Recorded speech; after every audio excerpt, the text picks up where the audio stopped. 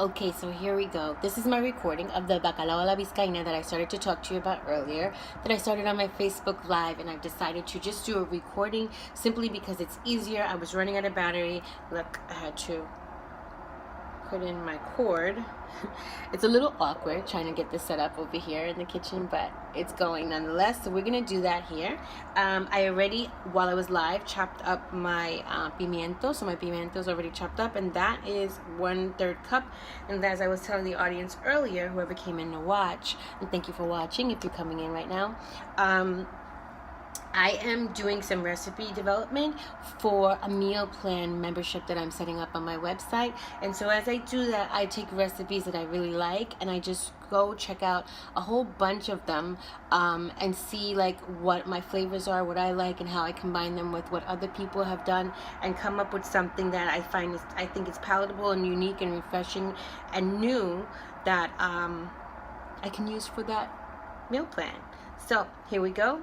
This bacalao I have already seasoned with a little bit of thyme, so you can see it. It is codfish that has been salted. So what you have to do with the salted codfish is you have to soak it for at least 4 hours. Change the water pretty frequently. Some recipes call for you to boil it. I soak my bacalao overnight, so I like to just sit it in nice cold water, let the fillets soak out all the salt. I change the water about 3 times, and I do it in one day, so I use it for the very next day. Now the recipe called for a white onion, which I would normally use because that's what I love with my bacalao, a yellow onion actually, but I decided that I'm going to use red and yellow because I have a half of each and I needed a whole one. So I'm working with what I got and creating what I want. They also called for tomato sauce, which I don't want to use. I prefer to use crushed tomatoes because I like the chunks and bits of tomato in there. So I'm doing that differently as well. Having my shake while I make this so I don't end up eating too much. I made a smoothie today. This one is really good. I did this one with celery and spinach, hemp powder, flaxseed for my omega-3s. The celery is mostly for that like negative calorie. So with celery, if a piece of celery has 6 calories in one stalk, then you're only gonna take in and like consume from your body 1 of those calories. So it's a negative calorie food item. So that's why I like to stick it in my smoothie. So let me keep going. Anyway, the rest of the recipe for the bacalao a la Vizcaína. I also have some soaked raisins. So I'm soaking the raisins in some water just to reconstitute them because it's going to add a little sweetness to the dish because the tomato and the pimientos may make it pretty acidy. I have also measured out a half a cup of olive oil with bay leaf and a tablespoon of capers. So that's going in. Let me slice up my onions first.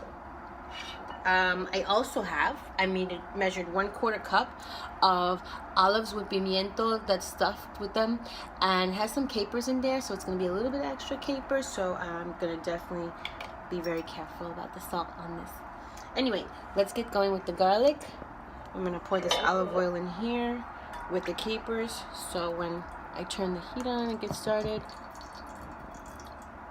we'll get that cooking. That was measured out, and I hope you can see everything. One of the other things that I'm doing different with this recipe is this recipe did not call for something that we call in Puerto Rico sofrito. I make my own sofrito. It's made with ajiles dulce, green peppers, red peppers if you want, onion, cilantro for sure. I get my oregano from Puerto Rico as well, and I love Puerto Rican oregano. It has a very distinct flavor. It's much stronger than Italian oregano or American oregano. So if you have any markets around you that are Spanish markets, you might want to try to get some oregano from them, some dried oregano. Okay, so I'm going to put a tablespoon of my sofrito in it, and I think that I might do a sofrito live in the next few days if I can get some ajiles. I have to go to the store and get those. I'm going to add a tablespoon of that to my pan because I definitely want this flavor in there. And what I do when I make it fresh, I put it in an ice tray and I freeze it. That way, whenever I want to add that flavor to anything, I just pull out a cube. Depending on what the amounts are, maybe 1 to 2 cubes. But for the most part, for a family of 4, If you're making a recipe that calls for, like, serves 4 people, you can use one cube will do for you. With rice, with beans, with stews, ton of stuff, even with soups.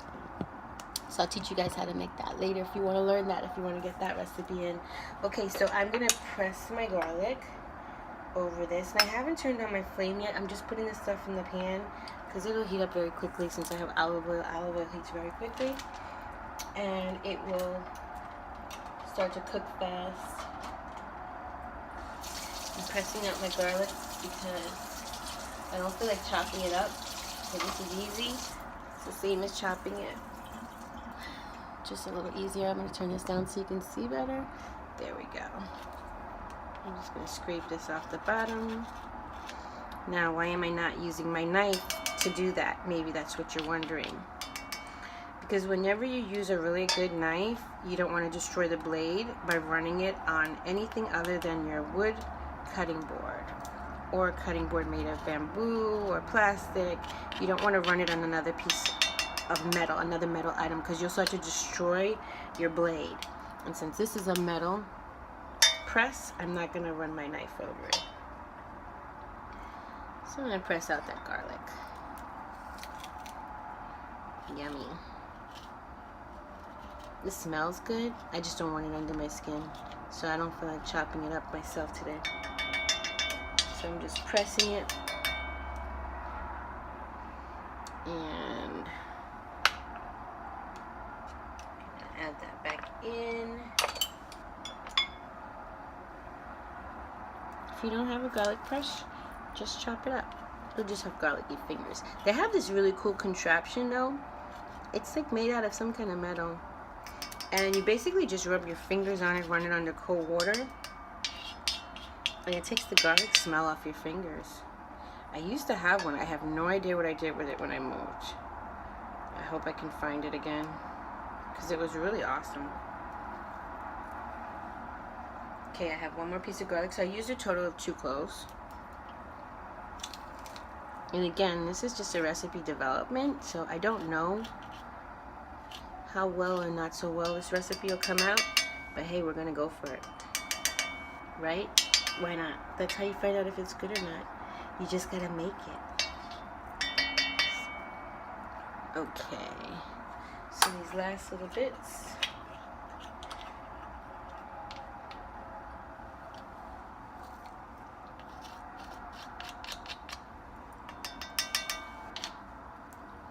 My grandmother would hate it if I wasted this little bit, so I'm gonna have to scrape it all out and just rough chop it. She would be like, why are you wasting that? I'm sure some of you out there can relate. She couldn't stand any food wasted. We were a no food wasted household. You don't waste the food. And lucky for me, she actually even let me stay in the kitchen with her, because she used to kick everybody out of her kitchen. You couldn't be in my grandma's kitchen, which was pretty upsetting because that's where all the juicy stuff happened. Like, you had to be a grown-up to hang out with her in the kitchen. But not to cook. You couldn't cook. You'd have to be having some juicy conversation. You couldn't cook in the kitchen if she was cooking. She was the only one cooking in the kitchen. You could come in and have juicy conversation with her, but no cooking. You cannot participate in the cooking. She only let her brother do that. But I actually believe that the kitchen is the heart of the house. And so that's why I love to have all my conversations in the kitchen, because it's always juicy. It's always a safe place. It's always an environment where you can just let loose and just be your most authentic self. So that's why I do all my conversations in the kitchen, and that's why I call myself the chef, the conversation in the kitchen chef. Hold on, here we go. So let's adjust the screen, tilt it downwards. Then I'm going to get my fire going.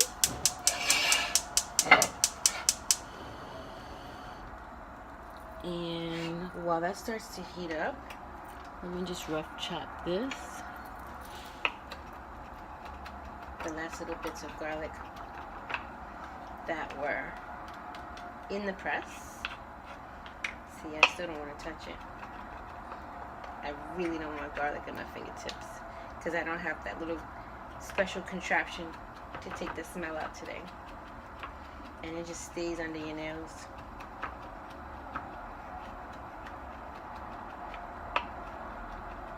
Okay. There we go.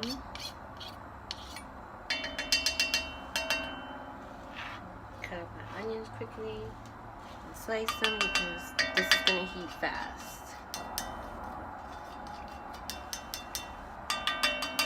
And then we're going to add all the other ingredients because it's a pretty basic recipe. Pretty quick.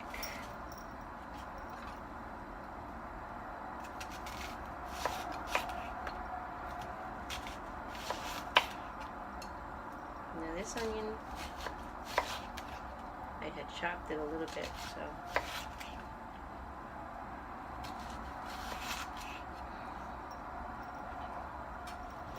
I'm just gonna break this onion up.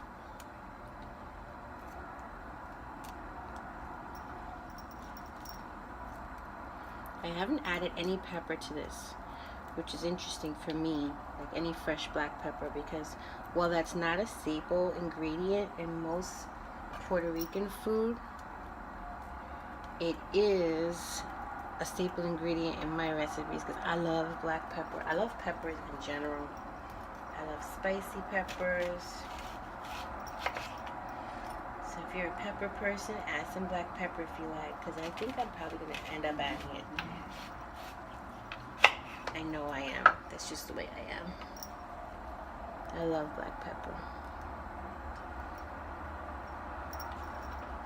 Here we go. So bacalao a la vizcaína, just a reminder of what we are making here. And I am doing it in my Le Creuset pot, which is a cast iron enamel glazed pot.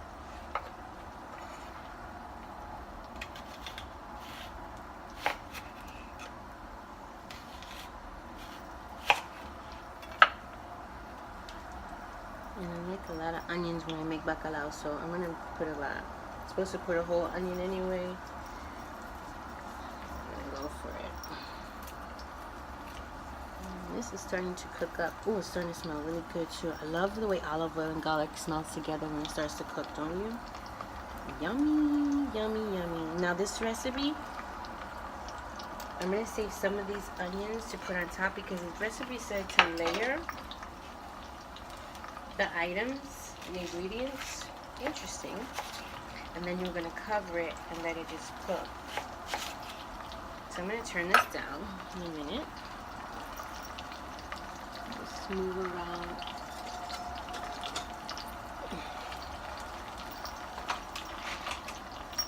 My onions. So that garlic is in there. The capers are in there. The onions are now in there with olive oil. I did add a tablespoon of sofrito. There's a bay leaf in there.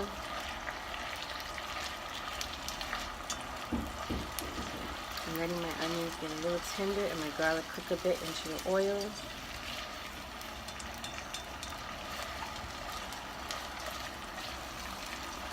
And I have some raisins that I have been soaking because I wanted the raisins to be a little tender, and they were dry raisins.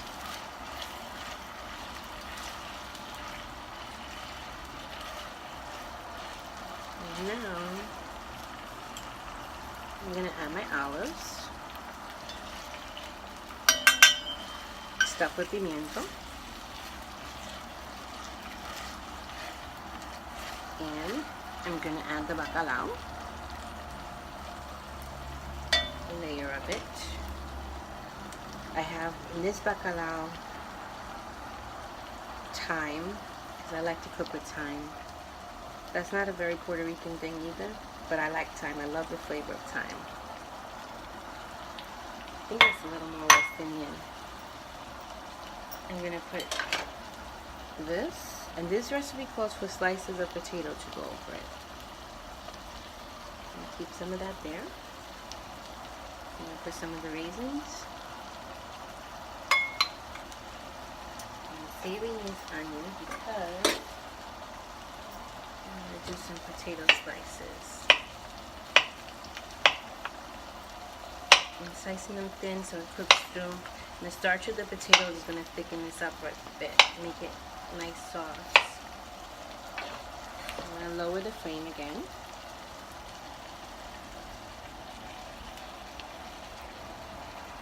I'm slicing, it's like 1/4 inch thick.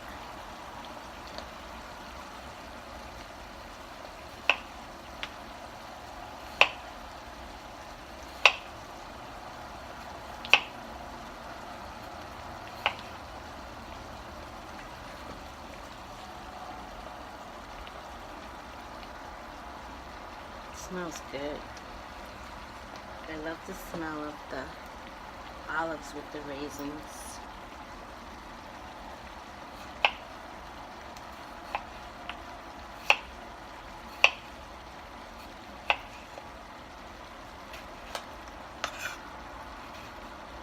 Okay. So on this layer, I will put some more onion.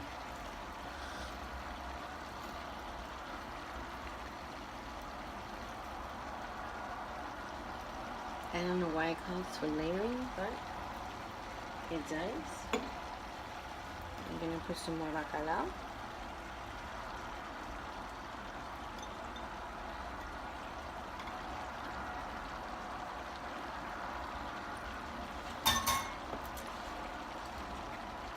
The last of the pimientos.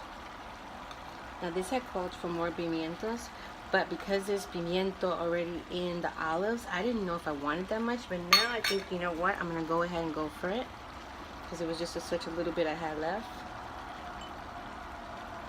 I'm gonna put these last potatoes over and put in 1/2 cup of water.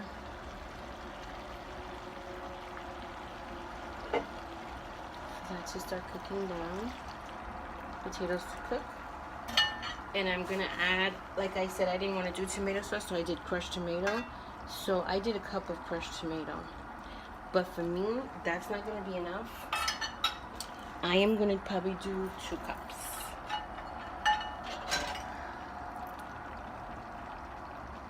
And then I'm gonna let this boil down. But I'm sure this is gonna come out yummy. So that's gonna take a while to cook. I'm gonna put these last bits of raisin just for the seasoning. I'll end up picking out the raisins, but in fact I should just put that water in there because I don't really like raisins in my food, but I love the flavor of it. So let me get another cup of this crushed tomato. So I do 2 cups of crushed tomato because I like it saucy.